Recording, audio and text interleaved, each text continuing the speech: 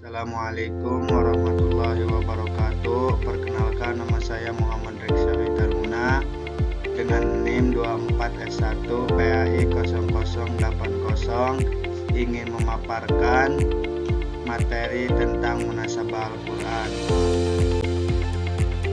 Munasabah Al-Quran, definisi munasabah Al-Quran: munasabah secara bahasa adalah perpaduan atau kedekatan, yaitu tempat kembalinya ayat-ayat pada suatu makna yang menghubungkan dengannya, baik yang umum maupun yang khusus, yang bersifat logika, indrawi, khayalan maupun hubungan-hubungan yang lain atau keterkaitan yang bersifat logika seperti sebab akibat antar dua hal yang sepadan, dua hal yang berlawanan.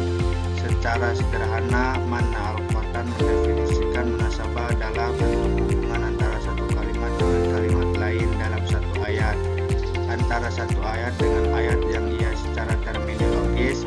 Yang dimaksud dengan munasabah adalah mencari kedekatan hubungan, kaitan antara satu ayat atau kelompok ayat dengan ayat atau kelompok ayat yang berdekatan, baik dengan yang sebelumnya maupun yang sesudahnya.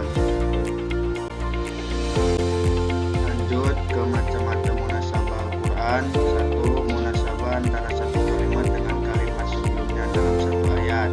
Munasabah jenis ini mencari hubungan atau kaitan antara satu kalimat dengan kalimat sebelumnya dalam satu ayat, misalnya pada surah Al-Baqarah ayat 195, wa anfiqu fi sabilillahi wa la tulqu bi aydikum ila tahlukah wa ahsinu innallaha yuhibbul muhsinin.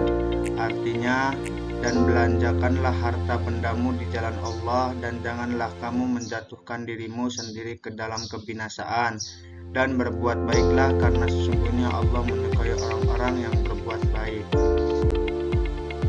Yang kedua, munasabah antara satu ayat dengan ayat sesudahnya, misalnya hubungan antara surah Al-Isra ayat 1 dan 2. Surah Al-Isra ayat 1, Subhanallazi asra bi'abdihi lailan minal masjidil harami ilal masjidil aqsal ladzi barakna haulahu linuriyahu min ayatina innahu wasami'ul basir.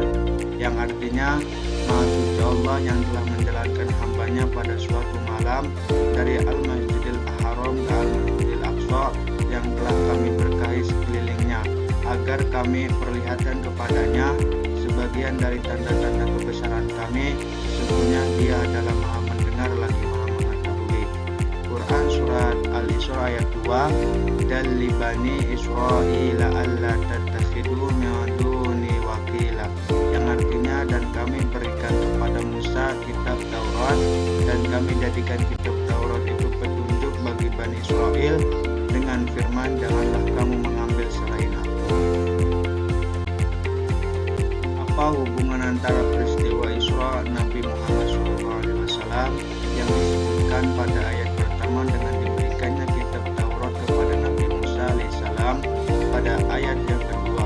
Ayat pertama menyebutkan anugerah Allah Subhanahu wa taala kepada Nabi Muhammad SAW, sedangkan ayat kedua menyebutkan anugerahnya kepada Nabi Nabi Musa alaihissalam. Penyebutan Nabi Musa juga mempunyai kaitan yang sangat jelas dengan peristiwa Isra dan Mi'raj, karena beliau yang berulang-ulang mengusulkan agar Nabi Muhammad SAW memohon keringanan atas kewajiban sholat 50 kali sehari semalam. Yang ketiga, munasabah antara kelompok ayat dengan kelompok ayat sebelumnya. Munasabah jenis ini mencari hubungan antara satu kelompok ayat dengan kelompok ayat berikutnya. Misalnya, surah Al-Baqarah ayat 1-20 ayat berikutnya. Misalnya, surah Al-Baqarah ayat 1-20 tentang beberapa kategori manusia ditinjau dari segi keimanannya. Ayat 1-5 berbicara tentang orang-orang yang bertakwa, yaitu orang-orang yang memasukkan dalam diri mereka aspek iman, Islam, dan ihsan. Ayat berikutnya 6-7 berbicara tentang orang-orang kafir, yaitu orang yang lahir batin mengingkari Allah Subhanahu wa taala. 4. Munasabah antara awal surah dengan akhir surah sebelumnya. Munasabah jenis ini mencari hubungan antara awal satu surat dengan akhir surat sebelumnya. Misalnya awal surat Al-Hadid dengan akhir surat Al-Waqiah. Ayat akhir surah Al-Waqiah berisi perintah untuk bertasbih, maka bertasbihlah dengan menyebut nama Tuhanmu yang Maha Agung. Sedangkan ayat pertama surah Al-Hadid menyatakan telah bertasbihlah kepada Allah semua yang berada di langit dan yang berada di bumi. Terlihat ada keserasian antara dua ayat tersebut. Yang kelima, munasabah antara satu surat dengan surat lainnya. Salah satu contohnya adalah munasabah antara surat Al-Fatihah dan surat Al-Baqarah. Dari segi nama, di antara isi penting surat Al-Fatihah adalah tentang tauhid. Dengan doktrin tauhid, seseorang dilarang menuhankan apa dan siapapun selain Allah Subhanahu wa taala, termasuk menuhankan Al-Baqarah sebagaimana yang dilakukan oleh Bani Israil di bawah inisiatif As-Samiri guna melakukan pembinaan dan mempertahankan tauhid secara konsekuen. Diperlukan pembinaan dalam keluarga, dan salah satu keluarga yang menjadi teladan adalah keluarga Ali Imran. Salah satu sebab penting keberhasilan sebuah keluarga adalah peran kaum perempuan an-nisa, terutama ibu. Lanjut ke bentuk-bentuk munasabah Al-Quran. Yang ke-1, zahir al-irtibat. Ada kalanya kalimat atau ayat yang kedua bisa berupa takkid atau penegasan, tafsir penjelasan, atau i'tirad bantahan, atau tasyadid penekanan terhadap kalimat atau ayat yang pertama. Misalnya surah Al-Ma'un ayat 4, wailul lil musallin, yang artinya celakalah orang-orang yang melaksanakan sholat. Bagaimana mungkin orang-orang yang sholat akan celaka? Ayat tersebut baru bisa dipahami dengan benar apabila diteruskan dengan ayat-ayat selanjutnya. Ayat tersebut bisa dipahami dengan benar apabila diteruskan dengan ayat-ayat selanjutnya. Surah Al-Ma'un ayat 5-7. La wa yamna'unal ma'un sholatihim sahunal ladzina hum yura'un, yang artinya yaitu orang-orang yang lalai dari sholatnya, orang-orang yang berbuat riya dan enggan menolong dengan barang berguna. Yang kedua, al-mujaddadah.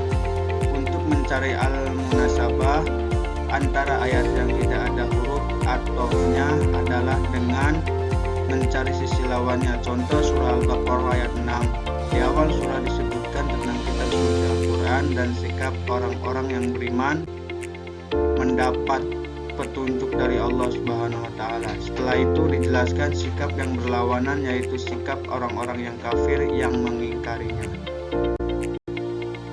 Yang ketiga, kaitan antara satu ayat dengan ayat sebelumnya dapat dilihat dari sisi istidraj. Seperti dalam surah Al-A'raf ayat 26, ayat ini merupakan penjelas lebih lanjut dari ayat-ayat sebelumnya. Sebelumnya diceritakan bagaimana Adam dan Hawa setelah tergoda oleh syaitan, terbuka aurat keduanya, lalu berusaha menutupinya dengan daun-daun surga. Dalam ayat ini dijelaskan 3 fungsi pakaian, yaitu untuk menutup aurat, untuk perhiasan, dan untuk menunjukkan ketakwaan.